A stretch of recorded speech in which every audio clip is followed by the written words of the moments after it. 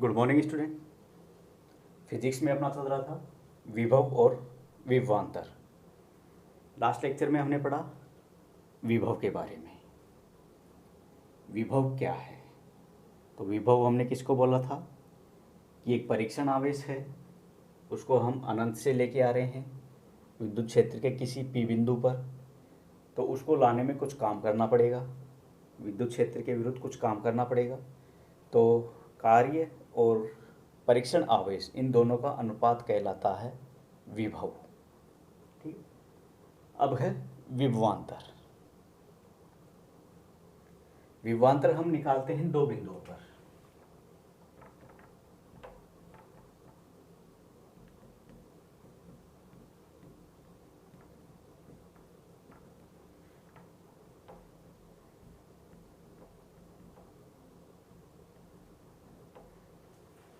कि दो बिंदुओं के बीच विभव का अंतर विभवांतर कहलाता है।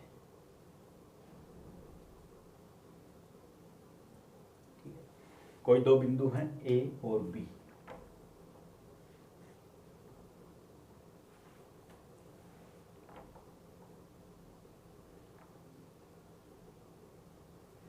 दो बिंदु हैं ए और बी। इसका विभव है वी ए, इसका विभव है वी बी। ठीक। तो दोनों का अंतर निकालना है।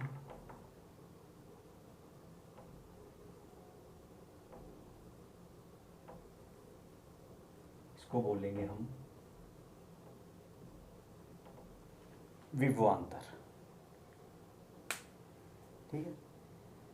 और विद्युत क्षेत्र है, तो विद्युत क्षेत्र में एक बिंदु का विभव है वी ए, एक का है वी बी। ठीक है। इन दोनों का अंतर वी ए बी लिख दिया, उसको लिख दिया हमने V B minus V A या V A minus V B. ठीक।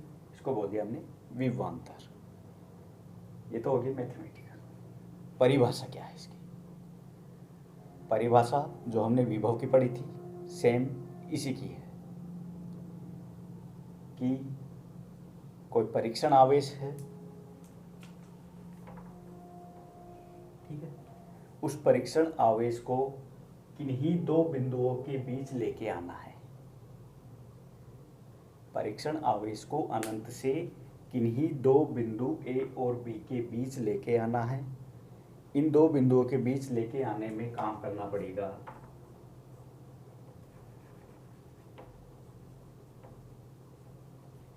W A B. कितना काम करना पड़ेगा? W A B. तो इस विद्युत क्षेत्र के विरुद्ध किया गया कार्य और परीक्षण आवेश का अनुपात विभवांतर कहलाता है। क्या? किसी परीक्षण आवेश को अनंत से बिंदु ए बी के बीच लाने में काम करना पड़ेगा डब्ल्यू ए बी। ठीक है। काम विद्युत क्षेत्र के विरुद्ध कर रहे हैं, माइनस लगा दिया। ठीक है। तो किया गया कार्य और आवेश की मात्रा का अनुपात विभवांतर कहलाता है। कार्य को हम लिखते हैं जूल से, इसको लिखते हैं कूलाम से। तो इसका मात्रा क्या हो गया? जूल प्रति कूलाम या वोल्ट।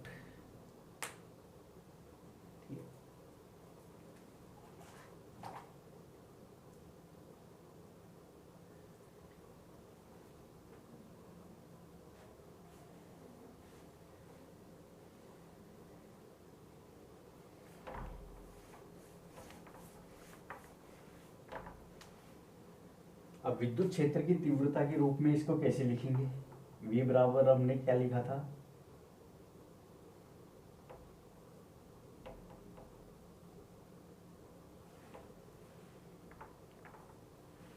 अनंत से P तक लेके आ रहे थे उसको,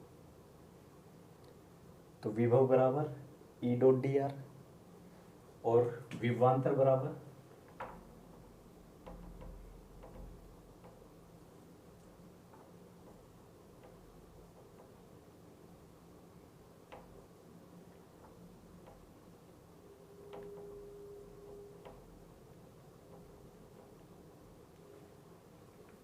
ठीक है, विभवांतर में ए और बी बिंदुओं के बीच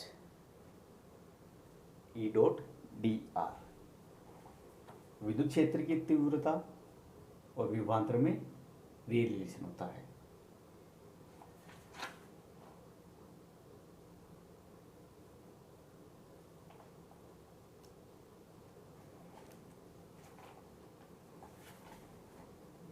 ये था अपना विभवांतर। अब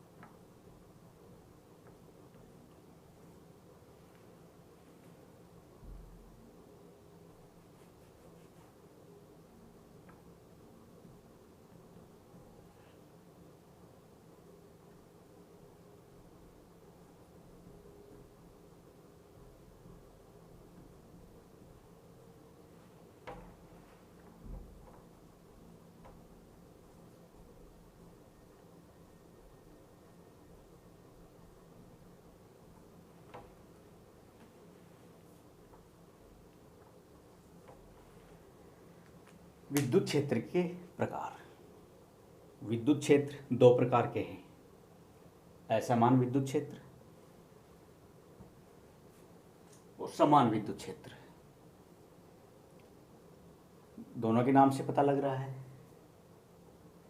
कि सभी बिंदुओं पर कोई भी विद्युत क्षेत्र है, ठीक, उस विद्युत क्षेत्र के सभी बिंदुओं पर जो विद्युत क्षेत्र की तीव्रता है वो समान नहीं है। इसमें विद्युत क्षेत्र में प्रत्येक बिंदु पर विद्युत क्षेत्र की तीव्रता समान होती है। ठीक? तो असमान विद्युत क्षेत्र में ऐसे विद्युत क्षेत्र जिनमें प्रत्येक बिंदु पर विद्युत क्षेत्र की तीव्रता, परिमाण या दिशा या दोनों असमान हो तो ये विद्युत क्षेत्र असमान विद्युत क्षेत्र कहलाते हैं।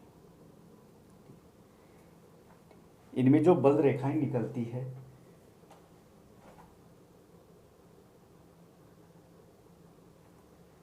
बल रेखाएं समांतर नहीं होती, समांतर नहीं होती। अगर समांतर भी है, अगर समांतर है तो पास पास नहीं होती। या तो समांतर नहीं होती, समांतर है तो पास पास नहीं होती। किसमें? असमान विद्युत क्षेत्र में। जैसे बिंदु या गोला,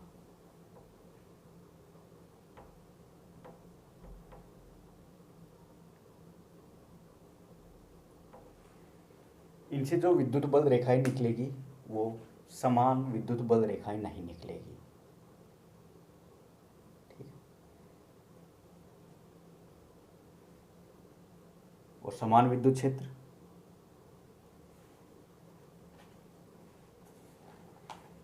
समान विद्युत क्षेत्र क्या है? ऐसे क्षेत्र जिनमें प्रत्येक बिंदु पर विद्युत क्षेत्र की तीव्रता, परिमाण व दिशा दोनों समान रहे तो ये विद्युत क्षेत्र समान विद्युत क्षेत्र कहलाते हैं। इन विद्युत क्षेत्रों के लिए विद्युत बल रेखाएं परस्पर समानांतर होती है और इनके बीच की दूरी भी समान होती है।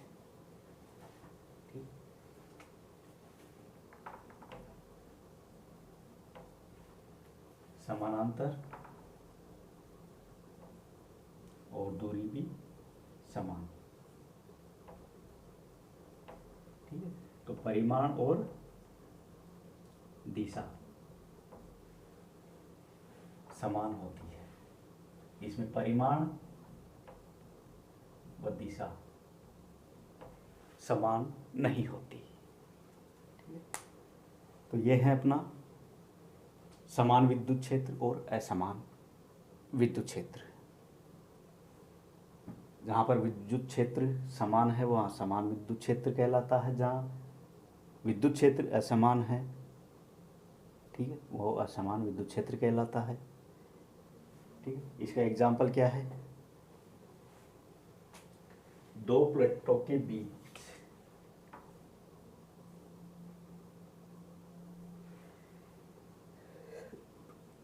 दो प्लेटें आपस में ऊपर नीचे रखी हुई है, समानांतर रखी हुई है, तो इनके बीच बनने वाला विद्युत क्षेत्र समान विद्युत क्षेत्र कहलाता है, समान विद्युत क्षेत्र बनता है।